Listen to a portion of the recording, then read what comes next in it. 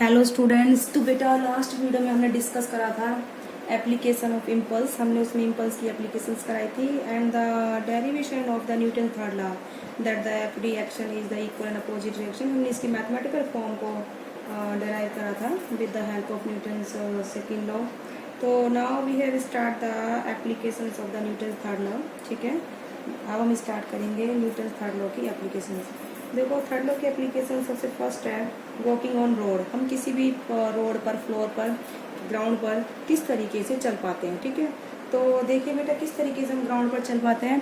जैसे लेट ये ग्राउंड है, ये हमारा क्या है बेटा, पैर है। ठीक है, तो हमारा जो पैर है बेटा वो क्या करता है, इस तरीके से फ्लोर को प्रेस करता है, यानी कि फोर्स लगाता है।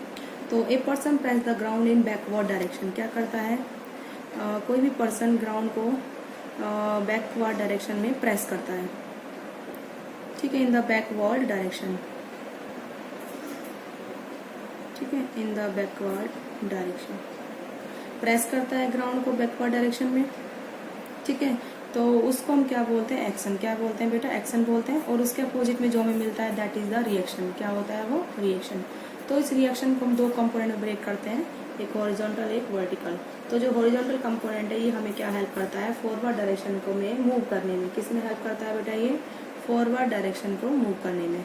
तो इस तरीके से हम क्या कर पाते हैं, रोड पर वॉक कर पाते हैं। ठीक है, अब आती है उसके बाद हमारी सेकेंड एप्लीकेशन। सेकेंड एप्लीकेशन है स्विमिंग। क्या होता है बेटा, स्विमिंग हम किस तरीके से कर पाते हैं।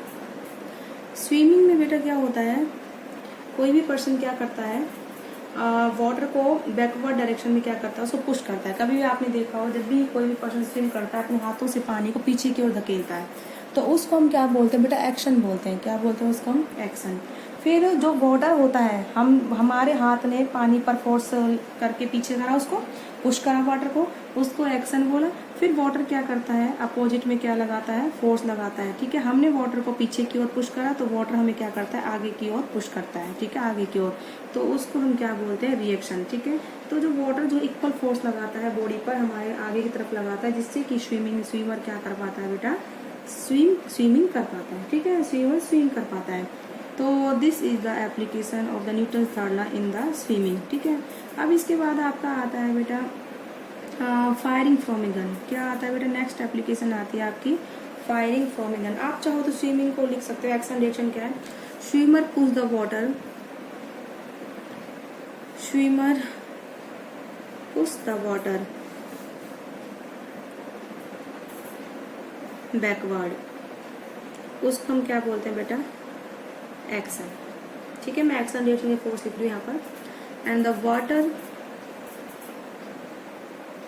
ठीक है, push the swimmer, push the swimmer forward. ठीक है, उसको हम क्या बोलते हैं, reaction.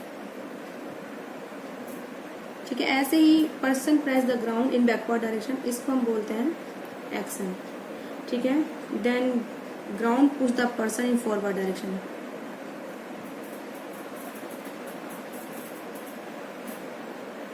push the person in forward direction, इसको हम बेटा क्या बोलते हैं, रिएक्शन। क्या बोलते हैं बेटा, रिएक्शन। ठीक है, तो इस तरह स्विमिंग की हो गई सेकेंड एप्लीकेशन। थर्ड है फायरिंग फ्रॉम गन।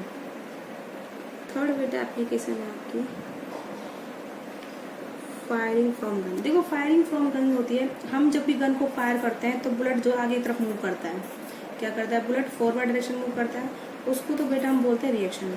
तो जो गन है पीछे की तरफ रिकॉइल होती है, that is called the reaction. क्या बोलते हैं बेटा, उसको हम रिएक्शन। ठीक है, तो इस तरीके से आप लिख सकते हो, when a gun is fired bullet move forward, when a gun is fired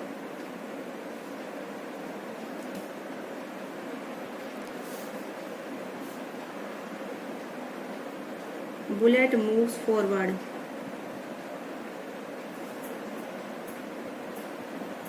इसको हम क्या बोलते हैं, एक्शन। ठीक है, देन gun recoils backward, ये हम क्या बोलेंगे बेटा, रिएक्शन। इस तरीके से गन का सिस्टम होता है, ठीक है। ऐसे ही जेट प्लेन एंड रॉकेट, इसको मैं लिख रही हूँ, आप समझ लीजिए। जेट प्लेन और रॉकेट में क्या होता है, जो फ्यूल बर्न होता है, हाइड्रोजन का जो मिक्सचर होता है ऑक्सीजन के साथ, वो बर्न होता है, ठीक है। तो बैकवर्ड डायरेक्शन में, ठीक है, नोजल के थ्रू क्या होता है बेटा, एक्सकेप होता है, ठीक है। पीछे की तरफ एक्सकेप होता है, उसको हम क्या बोलते हैं, एक्शन। अब जो वो गैसेस हैं इक्वल फोर्स लगाती हैं किस पर, रॉकेट पर, इन द अपोजिट डायरेक्शन। तो गैसेस तो पीछे बैकवर्ड डायरेक्शन मूव करती हैं, तो गैस क्या करती हैं, रॉकेट पर फोर्स लगाती हैं अपोजिट डायरेक्शन में, इक्वल लगाती है, और उसकी वजह से वो क्या करता है, हमें रॉकेट क्या करता है, फॉरवर्ड डायरेक्शन में बेटा क्या कर पाता है, मूव कर पाता है, ठीक है। तो जरूरत नहीं है इसको, चलो लिख लीजिए, flight of jet plane and rocket, flight of jet planes and rocket, ठीक है। तो जो बर्न्ड फ्यूल है, ठीक है, हाईली कंप्रेस्ड जो गैस होती हैं वो नोजल के थ्रू आती है बैकवर्ड डायरेक्शन में। तो बर्न्ड गैस, ठीक है, तो burned gas escape through the nozzle, escapes through the nozzle in backward direction। उसको हम क्या बोलते हैं बेटा, एक्शन, ठीक है। एंड एस्केप गैसेस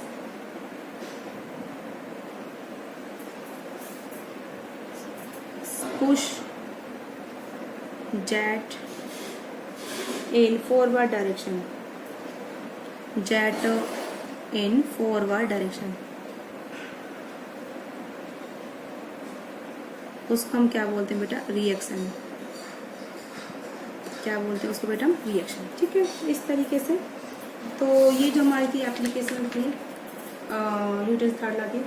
अब हम करेंगे apparent weight of a man in A lift या फिर एलिवेटर, ठीक है। किस तरीके से वेट अपेयर होता है, apparent weight,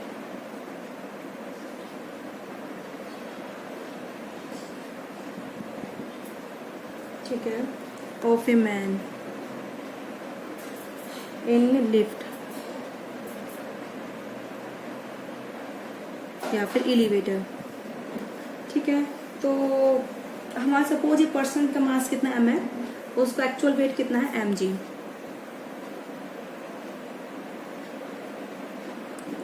suppose mass of person equal to m, और इसका एक्चुअल वेट हो जाएगा बेटा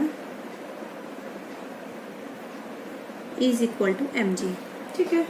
अब सबसे पहले हम लेंगे when the elevator is rest. पहला केस हम लेंगे व्हेन एलिवेटर या फिर लिफ्ट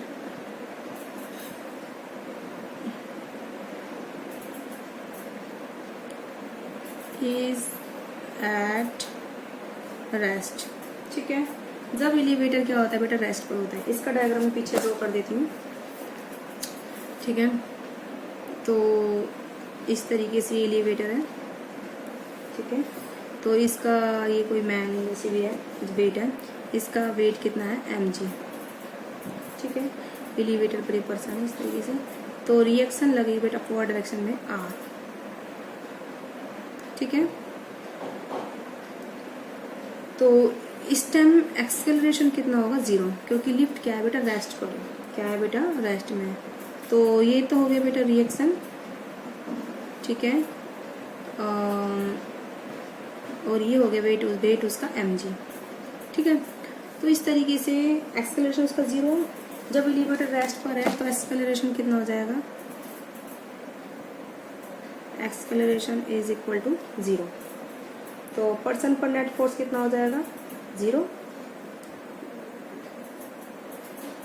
आपको मैं ये चीज़ समझाती कि पर्सन पर किस तरीके से जो है उसका नेट फोर्स जो है पर्सन पर क्या होगा, 0 होगा। देखो क्या होता है बेटा, जैसे कोई भी पर्सन है ये, ठीक है, हम ऐसी वेटिंग मशीन का सिस्टम है, जैसे लेफ्ट एलिवेटर का है, वेटिंग मशीन भी इसी तरीके से काम करती है। जब हम वेटिंग मशीन पर खड़े होते हैं तो हमारा वेट डाउनवर्ड लगता है, तो उसके अपोजिट में रिएक्शन होती है, तो वो रिएक्शन कोई वेटिंग मशीन मेजर करती है, ठीक है। तो जब एलिवेटर रेस्ट पर है तो एलिवेटर का एक्सीलरेशन कितना है, 0। रिएक्शन ये बॉडी का वेट mg उसके बराबर इसको क्या मिलेगी, रिएक्शन मिलेगी, ठीक है। तो जितना उसका वेट डाउनवर्ड उतनी ऊपर रिएक्शन, तो नेट फोर्स कितना हो जाएगा पर्सन पर, 0। तो जब एक्सीलरेशन 0 है तो एक्सीलरेशन ऑफ द पर्सन 0, तो नेट फोर्स ऑन पर्सन कितना हो जाएगा बेटा, इज इक्वल टू 0, ठीक है। तो एक्सीलरेशन 0, नेट फोर्स 0। तो देखो बेटा रिएक्शन का फोर्स तो अपवर्ड है और वेट उसका क्या है, डाउनवर्ड है, तो is equal to net force कितना है बेटा, 0, ठीक है। तो बेटा ये तो हमारी क्या हो गई, रिएक्शन का फोर्स r और ये उसका वेट mg डाउनवर्ड बॉडी पर, दोनों ये वेट डाउनवर्ड और रिएक्शन ऊपर, दोनों अपोजिट में, तो r माइनस mg। तो नेट फोर्स कितना है, 0, क्योंकि एक्सीलरेशन 0 है। एक्सीलरेशन होता है F is equal to ma, acceleration 0 तो नेट फोर्स 0, तो r is equal to the mg। तो रिएक्शन उसको कितनी मिलेगी, जितनी उसकी वेट है, जितना उसका वेट है। तो वेटिंग मशीन क्या करेगी, जितना उसका एक्चुअल वेट है उतनी रिएक्शन को मेजर करेगी। तो यानी कि उसका वेट पर्सन का हमारा क्या निकल के आएगा बेटा, एक्चुअल वेट निकल के आएगा। वेटिंग मशीन जो होती है बेटा हमेशा रिएक्शन को मेजर करती है, तो हमारा वेट डाउनवर्ड होता है और रिएक्शन हमें अपोजिट में मिलती है उतनी ही, तो वही वेटिंग मशीन क्या करती है, मेजर करती है। अगर रिएक्शन कम है तो कम वेट मेजर करेगी, अगर रिएक्शन ज़्यादा मिल रही है तो ज़्यादा वेट मेजर करेगी, ठीक है। अगर इक्वल मिल रही है वेट की तो वेट को वो इक्वल टू वेट मेजर करेगी, ठीक है। अब इस केस को हम समझाते हैं आपको नेक्स्ट उससे, when the elevator move uniformly in upward direction, ठीक है। When the elevator move in upward direction, when elevator moves in upward direction,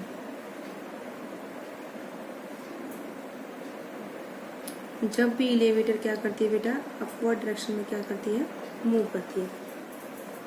ये इस तरीके से एलिवेटर है, ठीक है। ये कोई वेट है, इसका वेट mg कहाँ है, डाउनवर्ड है, और ये एलिवेटर अपवर्ड डायरेक्शन मूव कर रहा है, तो उसका एक्सेलरेशन होगा a, क्या है बेटा, उसका एक्सेलरेशन a है। तो रिएक्शन का फोर्स को क्या मिलता है, ज़्यादा मिलता है, r1, ठीक है। तो देखो बेटा, तो जब एलिवेटर अपवर्ड डायरेक्शन मूव कर रही है तो हम ये मान लीजिए, सपोज एलिवेटर, अब एलिवेटर मूव करेगा तो पर्सन भी मूव करेगा उतनी एक्सेलरेशन से, उतनी वेलोसिटी से। तो पर्सन मूव अपवर्ड, ठीक है, with acceleration a in the lift, ठीक है। तो acceleration of the person, acceleration of person in lift, ठीक है बेटा। तो एक्सेलरेशन कितना माना हमने उसका a, तो नेट अपवर्ड फोर्स कितना है, नेट अपवर्ड फोर्स जिस एक्सेलरेशन से जा रहा है तो वही हो जाएगा फोर्स, तो F is equal to ma, ठीक है। नेट अपवर्ड फोर्स हो गया बेटा। तो अब देखिए रिएक्शन का force r1, weight downward, net upward force F, ठीक है। तो इस तरीके से करते हैं, ठीक है। तो फिगर देखिए बेटा, इस तरीके से करोगे आप, देखो रिएक्शन का फोर्स अपवर्ड है, वेट डाउनवर्ड, इज इक्वल, देखो टोटल ये अपवर्ड फोर्स हो गया तुम्हारा r1, ठीक है, और डाउनवर्ड हो गया हमारा वेट का हो गया अपोजिट में r1 माइनस का mg, ठीक है। तो नेट फोर्स कितना है उस पर, F is equal to ma, कितना हो जाएगा पर्सन पर net force, F is equal to ma। तो F किसके बराबर है, ma के बराबर है, तो r1 हो जाएगा हमारा mg plus ma, this is the reaction force mg plus में ma।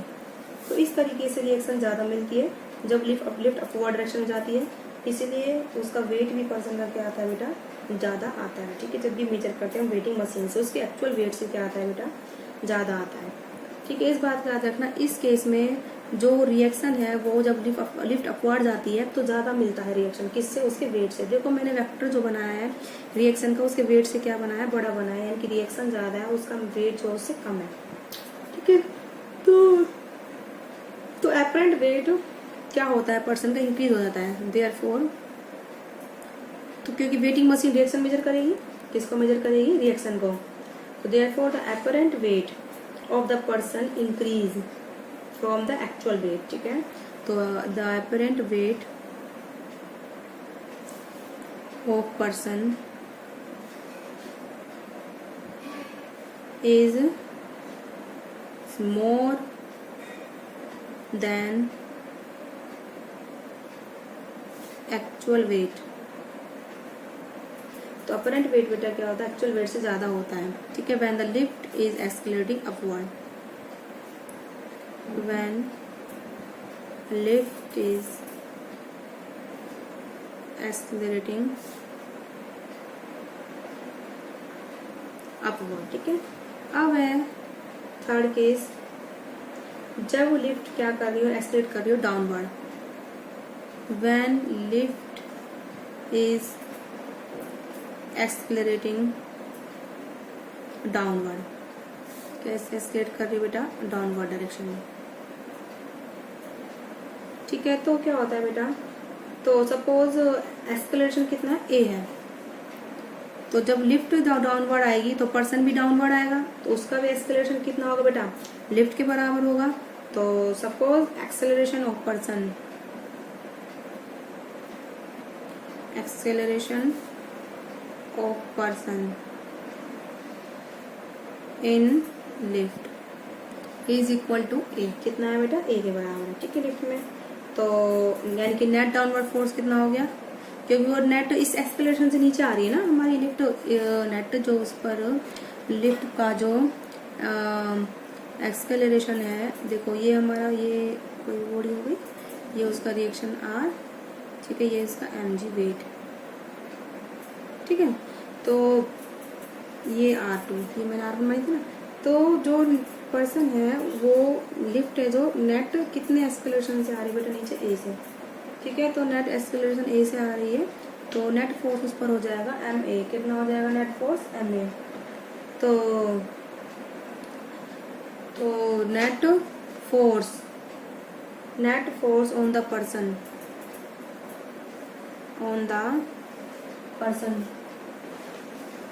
Net force on the person F is equal to ma, कितना हो जाएगा बेटा, net force F is equal to ma।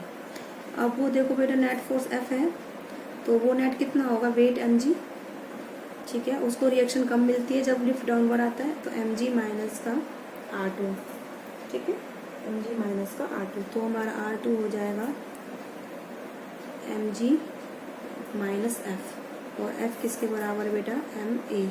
तो mg माइनस का ma, that is the reaction mg minus a। तो of course उसको reaction कम मिलती है, g माइनस ए हो रही है, इसीलिए वेट क्या आएगा उस बॉडी का, कम आएगा, ठीक है, देन द एक्चुअल वेट। तो therefore the apparent weight of person, the apparent weight of person is less than actual wait, is less than actual weight of person, less than actual weight of person। तो इस तरीके से lift के हमने problems कराएंगे आपको, lift किस तरीके से होता है। तो जब भी लिफ्ट हमारी डाउनवर्ड आएगी तो पर्सन का वेट क्या होगा बेटा, डिक्रीज होगा, और जब लिफ्ट अपवर्ड जाएगी तो पर्सन का वेट क्या होगा, इंक्रीज होगा, और जब लिफ्ट रेस्ट पर रहेगी तो बॉडी का वेट क्या होगा बेटा, एक्चुअल होगा। तो तब इससे आपने कभी फील भी करा होगा, जब लिफ्ट डाउनवर्ड आती है तो आपको हल्का हल्का महसूस होता है, क्योंकि आपका वेट क्या रहता है बेटा, कम हो जाता है। जब लिफ्ट अपवर्ड जाती है तो आपको भारीपन महसूस होता है, क्योंकि मैन का वेट क्या रहता है, इंक्रीज रहता है। तो रेस्ट पर रहती है तो हमारा वेट एक्चुअल होता है। तो आज की वीडियो में बेटा इतना ही। आई होप आप लोगों को समझ में आया होगा कि मैंने क्या कराया है। तो इसके बाद हम जो नेक्स्ट वीडियो में कराएंगे आपको कंजर्वेशन ऑफ लीनियर मोमेंटम और लीनियर मोमेंटम की एप्लीकेशंस को सॉल्व कराएंगे। उसके बाद फिर Newton second law is the real law of motion, उसको डराइव करवाएंगे किस तरीके से हमारा न्यूटन सेकंड लॉ जो है रियल लॉ ऑफ मोशन है, ठीक है।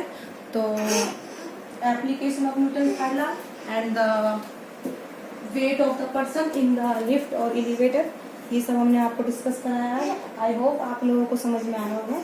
ओके बेटा।